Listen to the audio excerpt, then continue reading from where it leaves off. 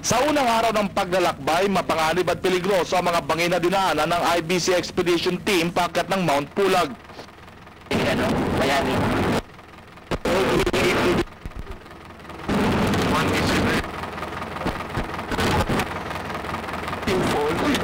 Sa mahigit 13 oras sa paglalakbay mula Maynila, narating ng grupo ang DNR radio station. Dito dumadaan na nagpaparehistro ang lahat ng umakyat ng bundok para na rin sa kaligtasan ng bawat isa. Mula dito, 4 na oras na naman ang gugugulin patungong radio camp na pansamantalang pagpapahinga ng tropa.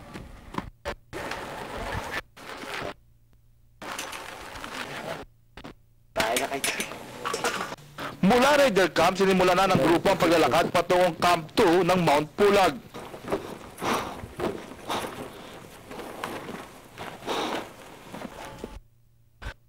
Hirap!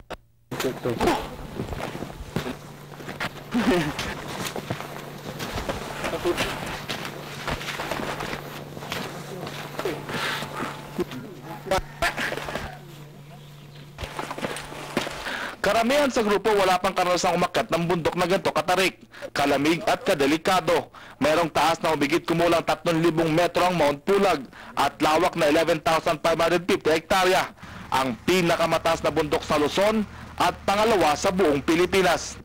Para sa IBC Expedition Team, puhunan namin ang tig-isang backpack na puno ng pag-asang marating ang tuktok ng Mount Pulag.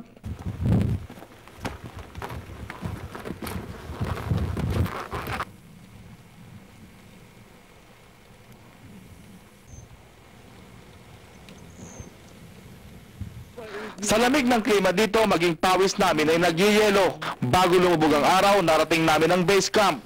Sa lugar na ito, tanaw na ang malaparaisong ganda ng kalikasan. Plano ng grupo na akatin ng summit ng Mount Pulag ng alas 3 ng madaling araw para abangan ang buwang liwayway kinabukasan. Ngunit isang insidente ang tila pumigil sa amin. Isang insidente na pumukaw sa katahimikan ng gabi.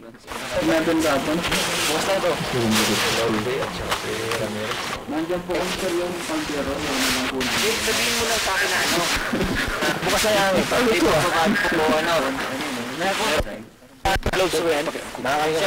Jay, bakit ka? Yung kanina tsaka... Okay na. Yung kanina tsaka ngayon. Gupi mo. Wala? Oo. Okay.